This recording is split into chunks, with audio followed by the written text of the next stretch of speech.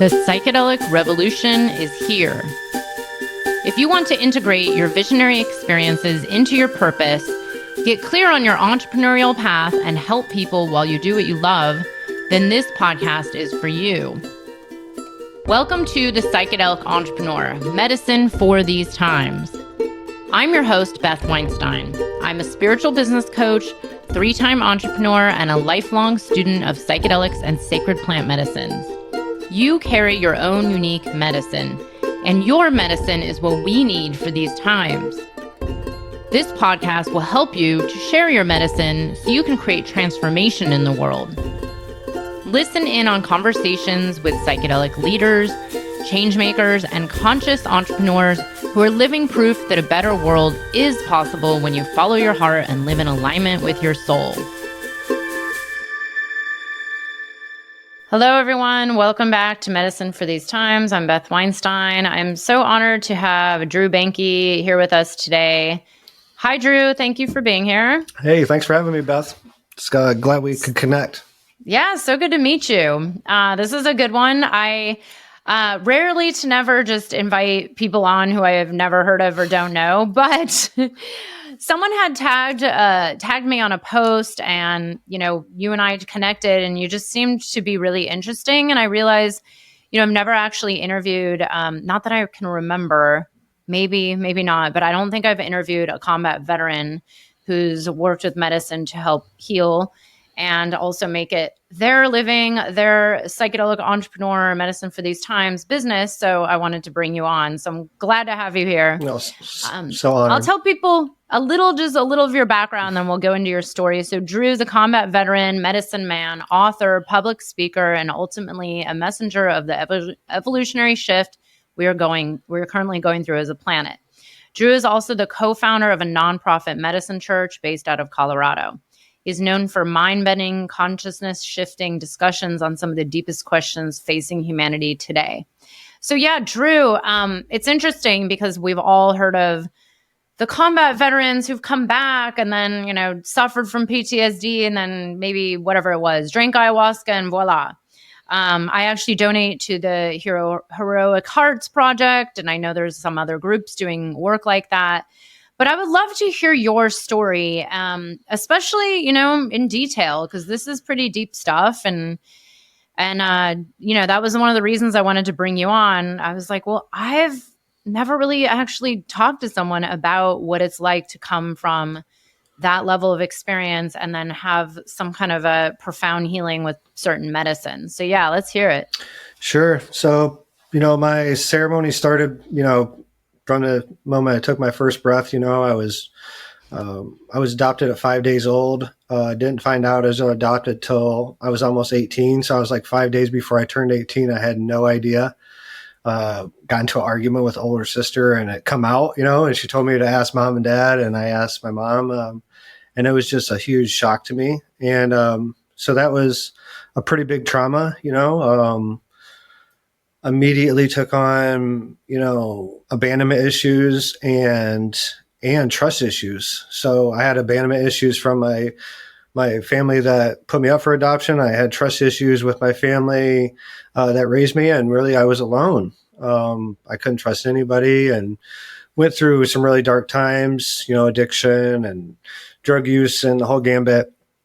And finally went in Army Reserves in 1999, come out of there pretty straightened out and actually become a cop.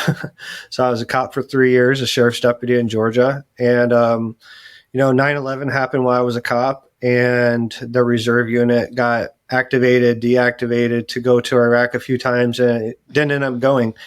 And just had a really deep calling to go, ended up quitting being a police officer and went full-time Army, and found myself in Iraq like a month later, in Baghdad.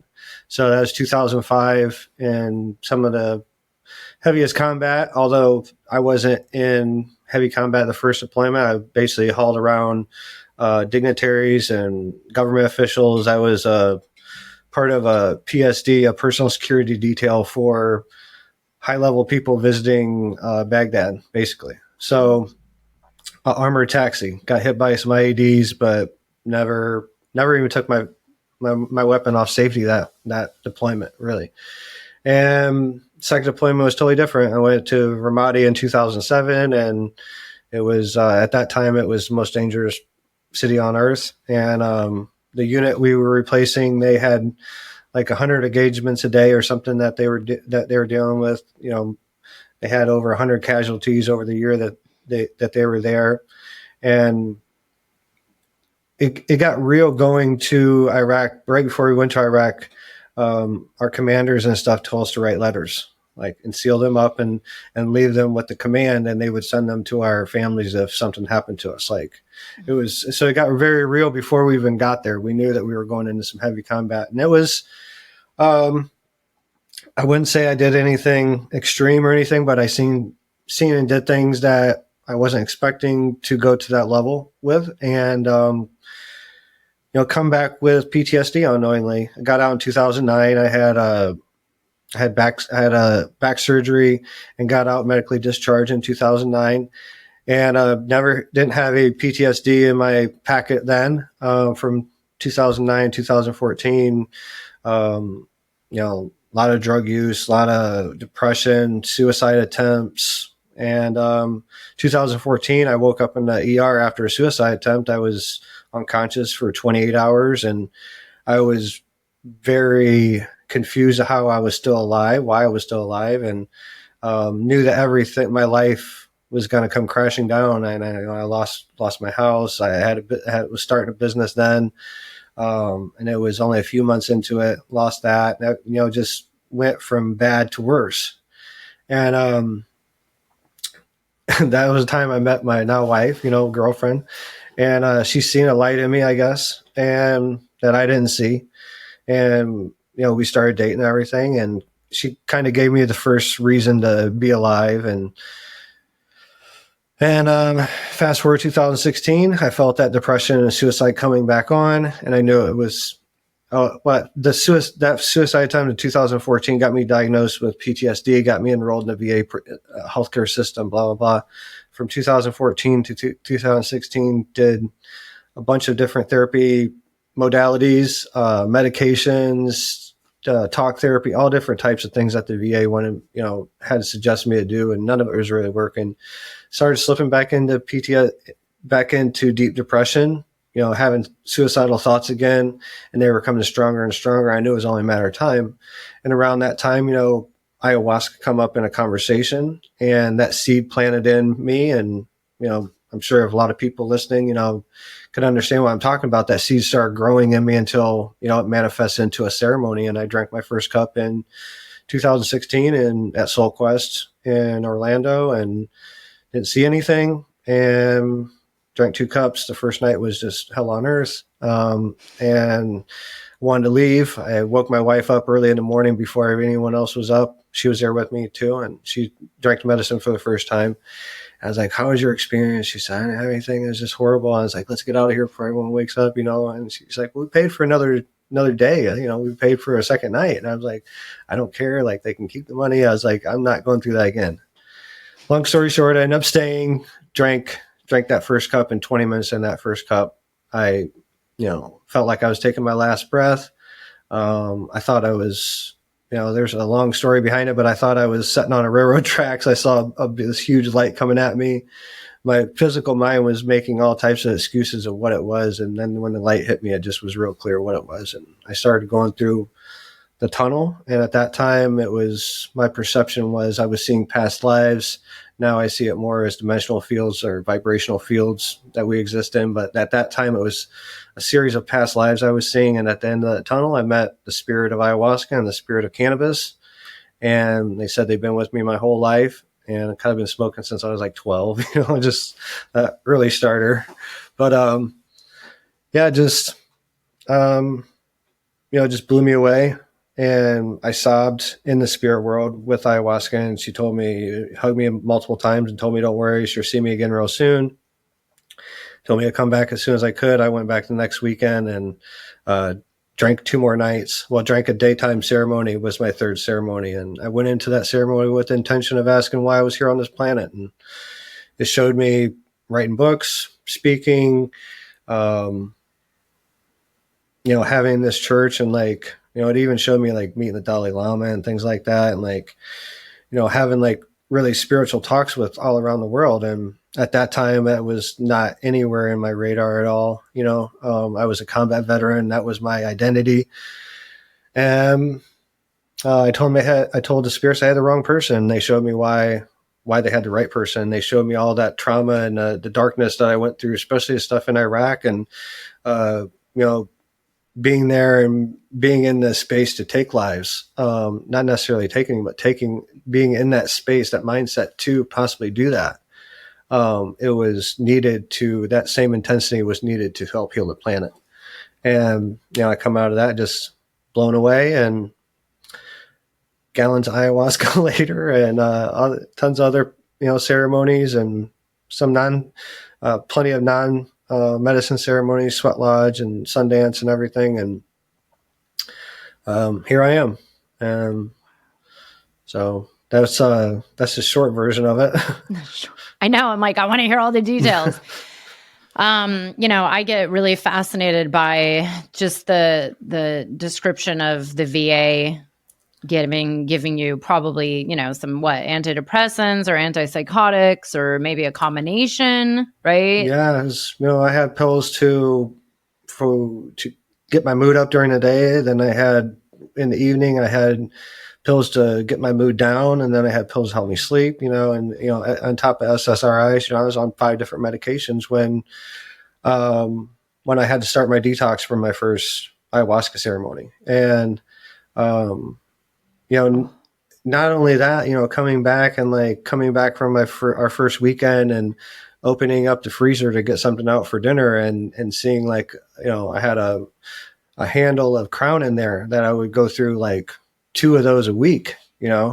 Every night I would have 2 or 3 Crown and Cokes, and I had no idea I was an alcoholic. I just had I thought I was just drinking, having a few drinks at night, and, just coming back with the profound like clearness of like, and the rawness of where I'm at, in this moment and what I needed to do to move forward. And especially after that third ceremony, I've had, I don't know how many ceremonies after that, but that third ceremony was just really a shock to me of what I was supposed to be doing here. And I knew I had a lot of work to do. And I knew that going inside myself and cleansing myself was one of the first things I had to do, and like getting my vessel ready for this mission. And, I've done that, in several ways.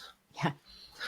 Oh my God. Thank you so much for sharing. And it's just, it's really incredible to hear this. And actually, it's funny. I didn't even make that connection. Like, yeah, if you're on all these drugs, you have to definitely detox before you go step into the ceremony space. And, the polarity of having to even just get yourself off of that is such a process within itself.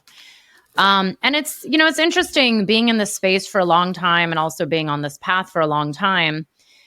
There's a lot of us that say, oh, it's not a miracle. But then again, we've all had miracles, including myself, and these stories, like your story, many, many people I've interviewed over the years, myself just having like the moment, like that one moment that just shifts everything, or, multiple moments. And like you, it was very common for me, even like, oh my God, I'm never doing this again. Why am I doing it? It's hell on earth. Like, how is this good? It's hard. It's work, And, it's interesting to hear you say like that first ceremony was so bad that you guys were about to leave. I'm curious, what was it that you found to be so challenging about it? Was it just the physical, or was it like what you were seeing, or like you weren't ready to handle all this? I wasn't seeing anything. I was going through a lot of pain, and just, I was, in the bathroom a lot. I didn't even throw up. I was just in the bathroom a lot. So you can let,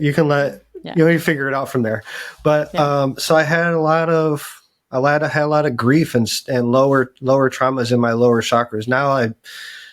Now through my work, I know I can see it.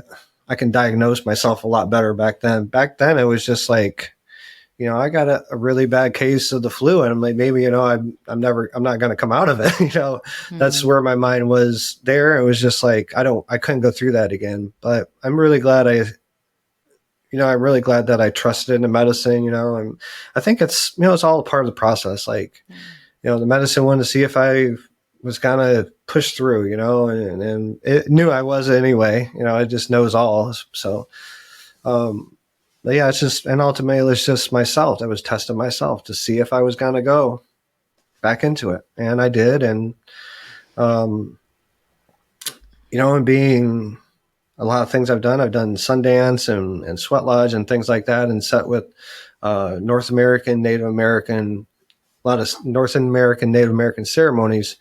And my unbounding whiteness, is a big test setting in some of those ceremonies, because there's, sometimes ridicule and people saying things, but coming out and being the cliche guy, the white guy with the vision of being a spiritual leader. And no one knows for sure whether that was vision the way it happened other than me.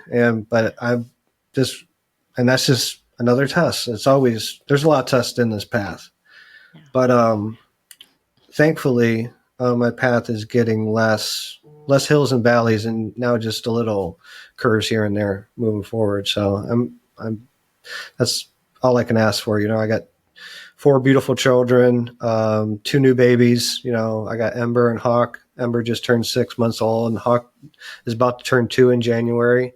He's a 111 baby.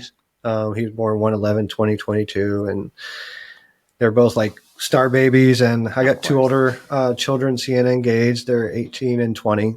And I couldn't ask. I got a beautiful life, and I think lots of my path now is being a mirror for people and letting them see, like, there is hope. Like, no matter how dark it can get, there's hope of what it could be. And there's so many miracles. What he was talking about, we were just on a reality show that just aired recently on Discovery Channel. And, going from, I got really emotional during the show, and that's probably why they picked that episode. They picked our episode for the season premiere of Homestead Rescue on Discovery Channel. It aired November 19th. So I got very emotional during the filming, and like one of the final interviews, I kind of just broke down because they handed me a sign that they had made for Sacred Journeys Within, and just holding that sign, and just my mind went back all the way back to that suicide attempt and waking up in the ER, and just flash forward everything that's happened from then all the way until now. It's so amazing, from just under 10 years of so much has happened. It's amazing. It's amazing how fast things can go. I'm constantly reflecting back on 10 years, because for me, it's 10 years has been like this rapid evolution. And of course, my whole life was just this constant spiritual awakening since I was a kid.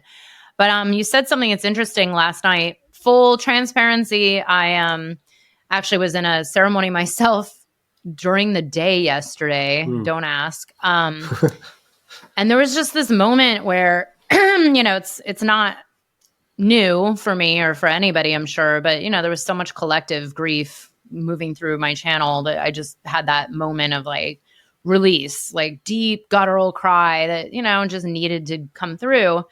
And I said to my friend afterwards, I was like, I tend to be an optimist. I tend to be a believer in everything is divinely perfect as it is, including every ounce of grief and war and destruction and death and things that we don't want to happen, but are happening. And to, just know that there is always light somewhere. I really do believe that. And I said to my friend, I was like, do you have hope? And he's like, I'm not sure. But I always do, and I actually was going to ask you, and I wonder, what is your personal mission with what you do now? Like you said, you help people now, you go around speaking, you have this church.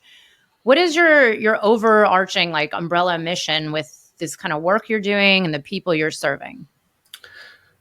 Just waking up humanity to the reality of who they are. They're a particle of God living on 2 legs, and they need to find the balance in between those 2 truths. They're a living being, a 3D being, but they also need to come to another truth that they are a particle of God walking on 2 legs, and they need to find the balance however that fits for them in between that, like whatever feels right in the moment, basically. And I've had near-death experiences, and been working with Bufo for the past year very intensely, and working with other people with Bufo. And I had a profound experience with oneness back in 2018 without medicine, and it just happened. I went to the throne room. I went to become source, and I realized why everything was. There was nobody waiting in the waiting room to become source. There was nobody there, because people to go there for a short time, then they come back with that truth of interconnectedness and oneness and everything. My first book, I'm Perfect and So Are You, just speaks about the divinity of nature, and something that we need to wake up to. We've been lied to for a very long time. We've been taught to say certain things that ended up blocking us. Nothing's ever perfect. That's total bullshit. Like everything, there is nothing but perfection. If you're experiencing anything different, like, you need to shift your perception, because that is what's off. Ram Dass has a famous saying, like, we're not quoting directly, but the real work is in the inner heart. And don't get stuck at the gate. Go into the inner temple. And that could be no more true. Like, our portal is inside ourselves. And I just want to wake humanity up to that. It's very empowering. And for us to have there's two things, there's multiple things going on right now, but there's an individual shift and there's also a collective shift. For the collective to shift, there has to be a mass of individual shifting. So that's my mission. Yes, that's it. I'm constantly saying that too. It's like everything starts from within. Each individual, ourselves. This is the goal, right? It's like everybody, well, not everybody. There's a lot of external right now, like finger pointing and blaming and canceling and arguing and division and separation happening on the planet. And it seems to be getting more and more intense. And I keep saying, it's like, well, are you turning inward first? Like, end, as I always say, end the war within yourself. If you want to end war on the planet, it has to start from within. And I'm so glad you're talking about this message about the perfection is already there. You are perfect. All of it's been programmed wrong. And I think, people are kind of reaching these breaking points where they're like, okay, I sense that something's wrong because I'm miserable, I'm unhappy, I'm depressed, I'm anxious, I'm suffering. It's like the collective traumas. And, these medicines, while yes, they can be very magical and we can have these instant healings, that it's also really important to have support, to have community, to have connections to people that will guide you how to bring the lessons from the medicine, integrate it into the moment to moment, the day to day. Now, I'm curious, it's not, I told Drew this when I brought him on. I was like, well, I'm always apprehensive to interview facilitators or people with churches for various reasons, because it's like a wild west out there and we don't know who's doing good work. But, Sure. You can usually sense when someone has a really good heart and a good intention and, a very good story. And, that's kind of why I was like, okay, there's something about you that I'm feeling is good. And let's talk about this. But, I want to talk and ask about what it's like running this legal church in Colorado and who's coming to you and why. Is it mostly veterans? Is there a certain kind of group? Like, is there what's the reason why people are coming to this church, and what's happening like that you're sensing in the kind of clients that you're serving? Like, is there a common theme since you've been doing this? Yeah, it's whatever I'm going through, really. And whatever I've ended going through, like whatever growth pattern I'm in, that tends to be what the clientele comes to me, and I think that's the design of the universe, so, I go through different traumas or whatever. And those are the people that come to me. And, lately I've been focused, for the past couple of years, I've been focused on more optimization. I realized that if I go into a ceremony with the intention of healing something, I'm always going to have to find something to heal. But if I go in for celebration or optimization, then it's just different. And whatever I'm going, it just myself guides whatever comes to me, and so at first, it was veterans coming to us, that was our first main intention. Is like, okay, this would be really helpful for veterans. And then veterans start coming, and then eventually they would start bringing their spouses with them or friends, and then I started realizing, really quick that everybody needed this. Come to the realization that whether you know it or not, even if you grew up in the perfect household, you still had a trauma like sometime in your life. If we can go back to when your umbilical cord was cut, if it was cut, you have a trauma. Like, even if you have a perfect childhood all the way through, all the money, loving parents, and never wanting for anything, never wanting for love or anything, you still had a trauma done to you. You still had, there's galactic, there's universal laws that's been shown to me. And one of them is like, one being will not interrupt the path of another being. And I write about that in my first book. And, but cutting the cord is a very, people have heard of lotus births, things like that. These are things that's been kind of pushed under the rug and,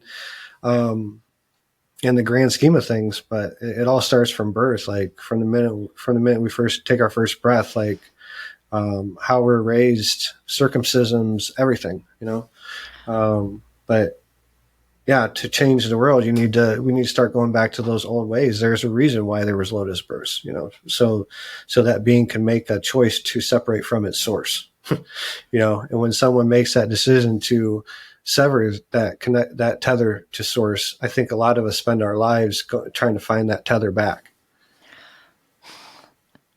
So brilliantly said. And yes, I always talk about, I'm like, well, and a lot of this is like so pre-birth, right? It's just, it's eternal, it's ancestral, it's past lives. I mean, it's like, there is no separation, and it's like, it's such deep, deep work. And yeah, in the end, it's the disconnection from source, which, I believe is the answer to it's all the problems. That's it. It's like, that is everything on the planet that everybody says is wrong. It's like, oh, the war and all this. And it's like, well, what is at the root of it all? And I have been talking about this for years and years, that while psychedelics are beautiful, while we've had these profound healings, while there's the unexplainable, it's like, in the end, it's just trying to bring you back to this ultimate connection. And I always look at it as this pillar of light that's like earth, self, source, the divine pillar of, why are we incarnated here, and why did you choose to come here?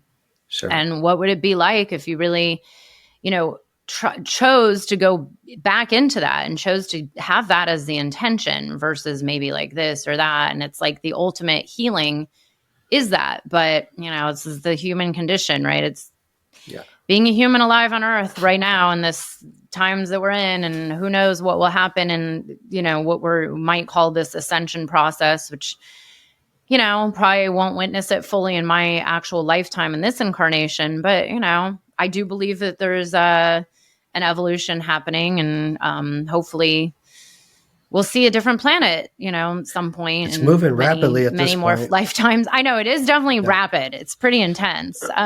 Yeah, one of the things I say pretty much in all my Bufo ceremonies, is especially when people are really in the good space, like, you're a conduit in between Mother Earth and Father Sky, and there's energy going through you, and it's your choice to dictate what you do with it, and you have, each and every one of us, there's no hierarchy in this thing. That's why, I think the old teachings of being the shamanism and things like that, don't share don't share this, don't share that, these songs can't be sung, or don't share your vision. This, a lot of my elders, who I respect greatly, but I just don't vibe with some of the things they're saying, because the spirits are telling me exactly the opposite. Like, if you have a spirits are telling me, if you have a spirits say, if you have an experience, share it, because you're part of the collective, and maybe someone else needs that little nugget that you have in your story to create their, to complete their puzzle. You have that puzzle piece that they may be missing. I think the old ways had its time of protection and persecution from laws and everything, but I think now's the time moving forward. And the laws are changing very quickly. It's by no accident we're in Colorado before laws started to change there. So I think everything is in line, and now's the time to manifest. But you have to clean your vessel first before you can manifest, and because you don't want to manifest other obstacles for humanity. You want to manifest like solutions for humanity. If your vessel's not clear, you're going to manifest obstacles. So, yeah, I'm constantly talking about how all it is clearing, being a channel. Like I really do believe we're all here to be a channel. And I agree with you completely. I've actually addressed this in previous interviews over the years about, there is a reality to the times that we're living in, and we need voices. We need everybody to open up and share and radiate our hearts. And that, our voice is our medicine, our hearts, our energy is our medicine. This is why my podcast is called Medicine for These Times. It's like my tagline is, you are the medicine we need for these times. And we are in this together as a collective. And yeah, these ways of, shutting people down or not sharing. I mean, we're in the age of Aquarius, which is about collaboration, coming together for the greater good, for the collective. And I think, more and more people are hopefully, I feel like I've been living in this a while, are waking up to this, because the old way was not really serving. And we're seeing there is this better way where it does take all of us.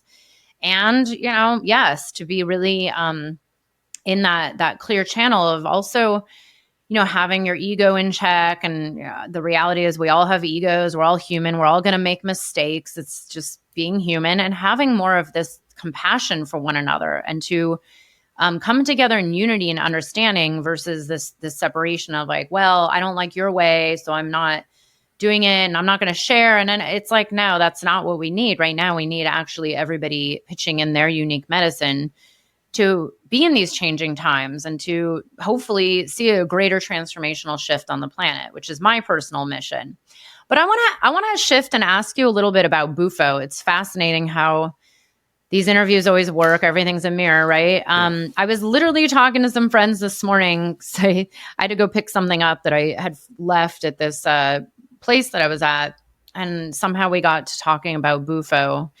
And it's interesting. It's a medicine that I have great respect for. I've done it a few times. I am not called to work with it much because it is just so powerful that I feel like I don't personally need it that much. And I personally feel like I don't know if anyone needs it like on a regular basis, but and I have seen some people maybe go into including myself, the first year I did it in 2017, it took me about 6 months to integrate, and then about a year to really fully integrate. And it was a little destabilizing for me, but I look back and it was a very beautiful experience. I'm glad I did it, but wow, it was just like no one had warned me. And, over the years, we've all learned a lot more. That was, kind of in the earlier days. And I remember just being like, wow, why is no one talking about how this maybe could like really destabilize some people, or maybe people that are not in the right mindset, or don't have the right integration support, or don't really have other support, or don't have their own daily spiritual practices. I'm curious, how do you go into the Bufo space, and do you think this medicine is really for everyone? And how do you prepare and integrate or suggest that people integrate? Because I've kind of questioned its popularity. Like I believe it's a master healer medicine for these times that we're in. And sometimes it kind of freaks me out where I'm like, is this really for everyone? Because it can be, I've seen people kind of go in the wrong direction. Let's just say that. So what are your thoughts on that? And do you agree a little on that, or no? I do agree. I don't think it's for everybody. I don't think any of these medicines are just a blanket, that can be for everybody. I don't think ayahuasca is for everybody. I don't think definitely don't think Bufo is for everybody. And I definitely don't, I probably wouldn't serve medicine to someone to Bufo to someone if they haven't had a prior experience with some other medicine. Just because Bufo does need structure to set on, a foundation. That's the word I was looking for. Bufo needs a foundation to set on. It's a big understanding that comes with it. The whole oneness thing. And, if you haven't had at least some experience with psilocybin or preferably ayahuasca or something beforehand, especially to see how you're going to react to it. If, definitely, I would like people to see it before. It's very powerful. Definitely, source frequency, no doubt. And, but maybe it could be for everybody at some point. I'm not one to say that. I'm not no authority on it. But it could, definitely tread lightly going in for, when I serve Bufo to anyone, tread very lightly. I usually give a small dose first before I administer, the larger dose, just to see how someone's going to react to it. See, just the onset, because the sudden onset of vibration is, if you're not ready for it, if you have no experience with that, it can be extremely overwhelming, to say the very least.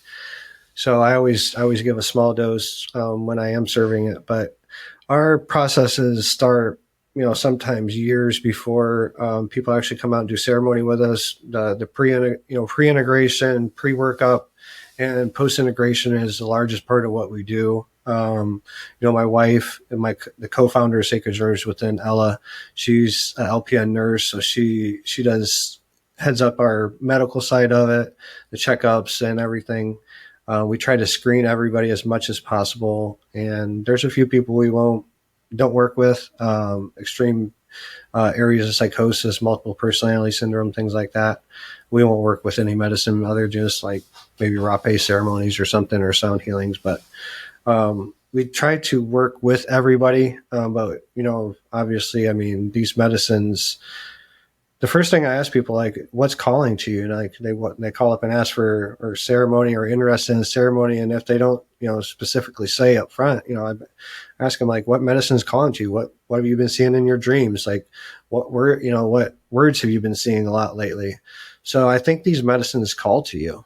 And ultimately, if you sit down with someone and they serve the medicine, it's the right time, whether it's a lesson for the practitioner or if it's a lesson for the participant, it's the right time. So it's, I don't look at, I'm more of an observer mindset now, really in my walk, and don't really pass judgment on anything like that.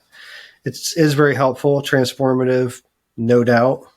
The lessons that come out of it, if you can absorb them in the proper way, can be life-changing and ultimately, earth-changing. Yeah.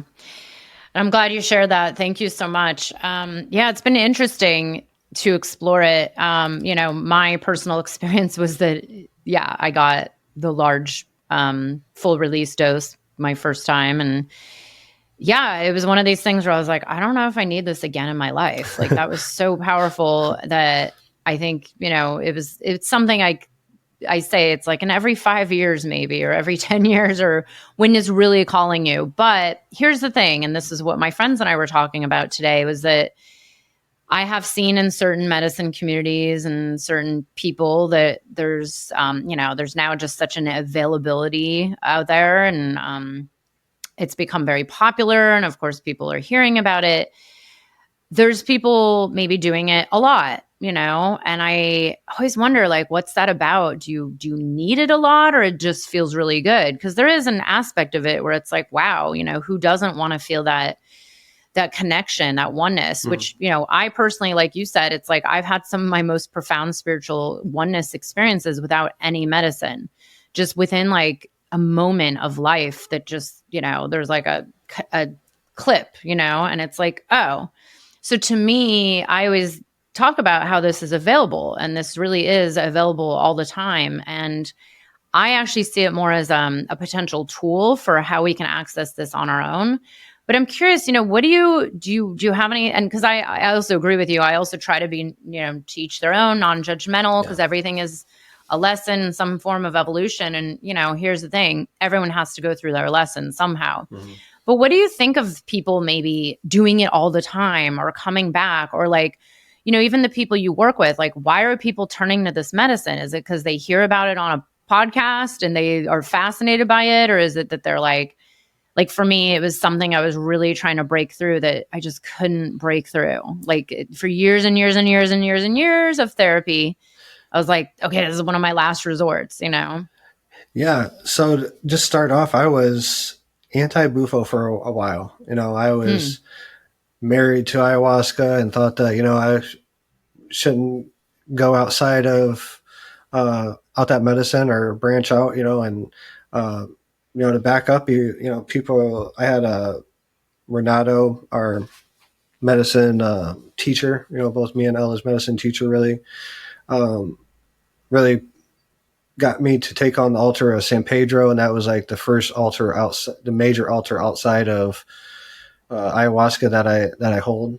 And I did Yopo maybe back in 2008, 17 or 18, and that totally shut me off from 5-MeO for a long time. I saw a light in the corner of the room, and I was with one of my teachers, and he was serving it, and I was setting up behind the altar, and back in the corner of the room, this light started opening up, and this big doorway opened up, and these 3 grays like ducked down and come through this doorway, and they walked in the room, they grabbed me by the hand, they showed me how to use my hands to heal people and all kinds of stuff. And that really shut me off to 5-MeO for a long time. When people offered me Bufo, people offered to give me Bufo, just here, take a half a gram, take it back with you and work with it. You can work with it. I'm like, so I had people give me Bufo, and I was holding on to it. I was like, I don't want to work with this. Like, I don't want to go back there, but eventually curiosity got me, and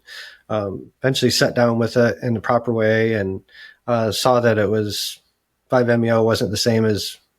That was not Yopo, and Bufo was not the same as 5-MeO, but two totally different like paths that it teaches, And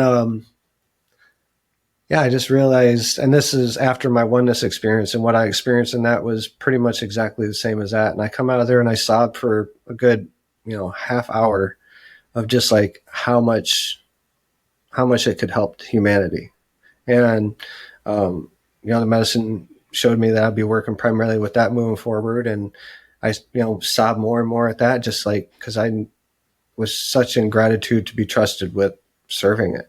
I forgot the question. Sorry. Yeah, no, this is good. Actually, well, this kind of leads to the next question is, sorry.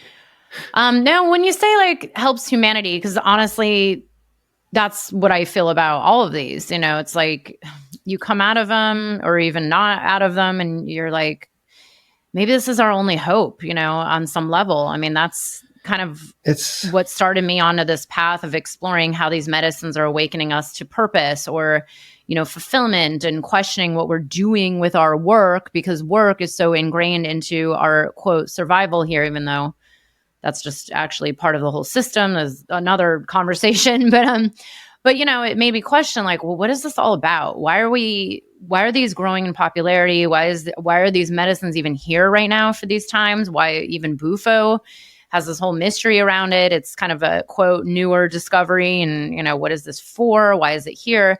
But when you really drop into all this, like, why do you think these medicines are here right now? And where do you think we're all going with this? Like, have you explored this? I'm sure you have. Yeah, I think we're going, I think it's a cycle. I think I have a theory that everybody incarnation right now on this planet, a lot of us, if not all of us, have some type of past lives connected to us, or vibrational spaces connected to the lives that we're in now from Egypt. And, there's been plenty of times where people come out of ceremonies and they speak to me and they're like, I remember you from Egypt. I remember you serving medicine in Egypt. And some of them remember me serving Bufo in Egypt. Coincidentally, there's a trip in the works where I might be going to Egypt and serving Bufo to a famous lady that's well known. Have you ever heard of the guy that mapped? Long story short, I think it's for humanity. I think it's awakening up all the master healers out of their sleep for humanity. I think Bufo's here for that. And I think it's ultimately, I think everybody on incarnation will come to this conclusion, hopefully in the lifetime. I've been shown is going to happen in our lifetime. I think that I see this whole evolutionary path moving forward so fast in the years to come, that it will happen in our lifetime. I think that's what is so special about our lifetime, this time right now, is because a lot of us is, being born in one reality and going to be passing away in the other, passing physical form in the other. I mean, just over the past couple of years, we went from aliens being fictional to all of a sudden now the government's admitting that we've been watching them for years, which a lot of us known that from just intuition or ceremony or whatever, or personal experiences. And I think that's part of it too. The more you open up to these ways, the more people are, reporting having experiences with our star brothers and sisters. I spoke about it many times before. This has never been a secret to many Native American tribes that our star brothers and sisters are actually family, really a future version of ourselves. Time is not linear. Time is very cylindrical. Moves around everywhere. So, Bufo, helps open up all these things. I think ayahuasca is here to help us connect back to the earth, connect back to our divine, especially for, a lot of warriors, combat veterans go to ayahuasca and get connected back to, their inner child and their divine feminine, their mother, and the divine mother. And I think ayahuasca is doing, the other side of that, or maybe a different aspect of it is connecting back to our source, our true light, the center of the universe, the center of the crystal planet in the darkness. That's where the throne room's at, and that's where Bufo takes you. So good. And I agree. I've seen visions of we have to admit things are moving very fast. There's a lot of evolution happening extremely, extremely fast. And the visions I've been seeing for over 10 years now have all shown me this lifetime. But then I'm like, wow, is that realistic? How's that possible? But then, I have hopefully 50 more years left or so. Who knows? But and yeah, I mean, at the rate everything's going, and then with these medicines and with other modalities, and then other gifts coming online. I mean, more and more people I've been talking to, even myself, it's like you just can't deny that there's certain spiritual gifts or energetic gifts that just weren't possible even a few years ago that are coming online for so many people. And it's well, like you said, if we're able to work with it and see it and be open to it, it just keeps showing itself more and more. And that's one thing that I believe these medicines have been really helpful with is, it's even tapping into synchronicity and intuition and just yourself and the magic of reality. The second you start to open up that perspective that wow, this is heaven on earth. The magic is available at all times. You don't need magic mushrooms to show you magic. And the more you see it, the more it shows up for you. And it's then you live in a whole different reality. And I probably a lot like you, I look back on, 20 years ago and I'm like, wow, I mean, things were pretty magical. Even as a little kid, I always picked up on certain things, but now it's every moment, even in the most challenging situations, it's I can see the dots connect. I can see the divineness and everything. And then it makes us so much better able to serve during the hard times. And I do believe, as you were saying, it's so many of us are getting tested. There's a lot of tests coming up, and it's, there's been challenges for so many people, and even combat veterans and people going through major traumas. It's well, what is it all for, right? And if you're here to serve, or you're here to, step into your purpose, like Drew said, know who you truly are, and then be able to give back and serve. This is what it's about. And I do believe it's time for everybody to come in and, it's all hands on deck. What are we dragging our feet for? And, in the end, it's this is your incarnation. Yeah. How are you going to live it? Right. Yeah. I think important thing to address at this point is one thing that's plaguing the spiritual community at this point is imposter syndrome. And that comes from judgment from our peers. That being said, there is discernment. You can't you can't have one cup of ayahuasca and think that you're ready to serve the medicine. Like when we first started in our service, when we got called to service, we started emptying buckets and cleaning out purge buckets and cleaning up messes in the back, the dirtiest of dirty, like things. That's how our service started when we first started, down this path. I didn't go from drinking ayahuasca to serving Bufo. There's been a lot of things that's happened in between. But that being said, there is the people putting down, one person gets the vision, but then they hear someone else gets the vision to serve. And now I've been serving for a year, or I've been serving for 2 years, and this person shouldn't be doing it. Well, who are you to say? You don't have any authority. You don't have any authority of this medicine. It doesn't matter if you're wearing a head full of feathers. You don't have any authority over this medicine or the spiritual world. Like, there is no authority. No one owns it. We're all in this together. And so that's something that we need to look at and address more. Step into your power and but be real with yourself. Like, if you're not right, you don't serve medicine. And don't push ceremonies. Like, if people come to you for ceremonies, then it's meant to be. And we advertise for ceremonies, but we're never out there like begging or anything like that. I don't have to do that. Definitely don't have to do that. But what we're focused on right now is people with large downstreams, because that's going to be the most effective. Business owners, and a lot of people come to us. They have 500,000 people in their downstream. That's really taken it to the next level for me. I'm not just helping one person. I'm actually, if I can change the head of a business, then I don't have to serve medicine to those other people. They're going to be affected by the repercussions from that one person being changed. And it's a numbers game for me at this point. There's a lot of people out there that need help. I know I'm not the only one doing this. I wouldn't want to be, but I'm definitely going to do my part in the time that I still have here. And also going to be working on trying to preserve my memory so I can carry this on to the next, so I don't have to restart. And I think that's where that's really the truly key to immortality, is keeping our memory from one incarnation to the next. And hopefully I'm past the forgetting stage, and I can start off where I left off, wherever that is in this lifetime. I love it. God, that's funny. That's actually come up for me recently. Oh my God, Drew, this has been such a great conversation. I actually agree.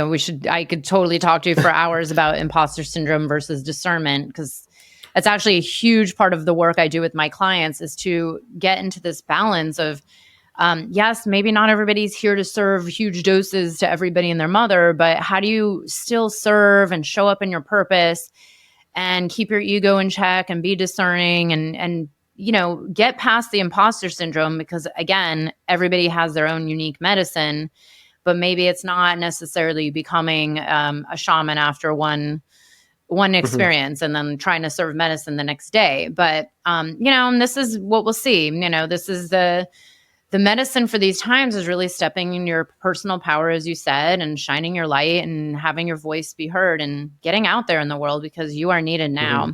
But Drew, I want to conclude by asking, where can people connect with you? Do you have a website? And you mentioned a book. So go ahead and share. And then, anything coming up in the next year that you want to shout out. Yeah. So first book, you can find me, Sacred Journeys Within. Journeys is spelled with IES. You can just type in my name and find it, Drew Bankey, or the website. And you can find a lot of things, links to my books from there, all types of different things. Rapé, we got an online store there. My first book, I'm Perfect and So Are You, and Find Your Inner Guru is my second book. They're both on Amazon if you can't find them on my website. I'm sold out on my website, so don't even go there trying to buy a book. You can check out our whole story and find pictures and links to tons of other podcasts I've done and speaking events. About 95% sure I'm going to be speaking at Winterdelic up in St. Petersburg here in Florida next weekend. Haven't been totally confirmed for it yet, but I'm probably going to be speaking there, speaking on manifestation, human evolution, and I can't remember the third topic, but I'm going to be speaking. Those are my topics I'll be speaking on. And there's a show on Discovery Channel, Homestead Rescue. We were part of that. Our episode is in season 11, which just aired November 19th, episode 1, Where the Wild Wind Blows.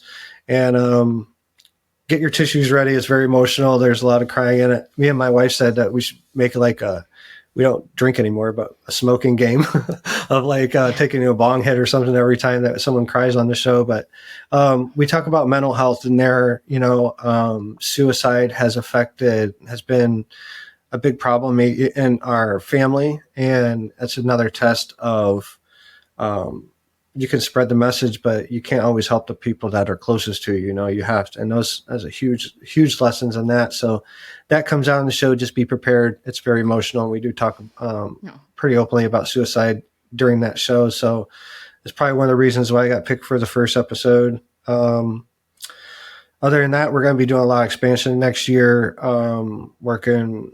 About to lock things down with an investor and buy another property. So the first part of the year's definitely going to be getting into a new property, getting it set up, and be looking forward to a brand new location for the base for Sacred Journeys Within. And next year is going to be amazing, I hope, for everybody. And one thing that come to mind when the hallucinations change to visions for me, it changed from something really cool to something very profound and life-changing. So, take what you see in these ceremonies, like dissect it. It's there for a reason, and apply it to your life and see how it integrates with your life. It's there for this lifetime. These are messages for this lifetime now.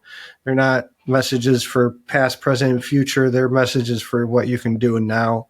And, that's a very profound thing. When the hallucination changes to a vision, it becomes very profound. So I pray that for everybody, and love, light, and happiness to everybody. And thanks for having me, Beth. I appreciate it so much. Thank you so much, Drew. It's so good to have you here. Lots of love. I hope you enjoyed the episode. If you're feeling inspired, I'd appreciate it if you showed your love with a review. And check out my YouTube channel where you can find the video version of this podcast. You can also head to bethaweinstein.com to learn more about me and grab my free business growth trainings. Remember, you carry your own unique medicine, and your medicine is what we need for these times.